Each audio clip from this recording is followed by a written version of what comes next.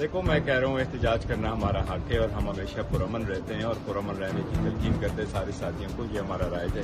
S O پی کے مطابق، rules کے مطابق، ہماری کمٹمنٹ کے مطابق میں ایک مرتبہ پھر ریکویسٹ کروں گا کہ دیکھیں آپ یہ ملاقاتیں نہ روکیں. ملاقاتیں ہوگی تو نہ راستے رکیں گے نہ وہاں لوگ آئیں گے. اور سر کل کے احتجاج کے بعد جو پی ٹی آئی واپس آئی ہے، کم بیک کی ہے، حکومت پر پریشر ڈالنے میں کامیاب ہوئی ہے؟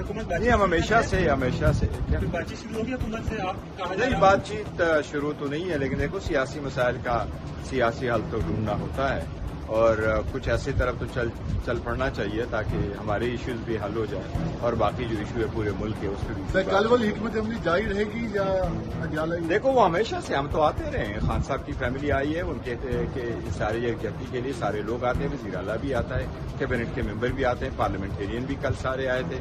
ہمارے پارلیمنٹیرین کو اریسٹ کر لیا تھا، تھینکس جی وہ ریلیز ہو گئے، آج ریلیز ہو گئے. اور دیکھیں نا، پکڑ دکڑ سے کچھ نہیں ہوتا. اصل مسائل کی طرف آ جاؤ تاکہ مسئلہ حل ہو جائے. گرفتار ہوئے ان کو بھی چھوڑ دیجیے. انشاءاللہ ان کا بھی کر رہے ہیں.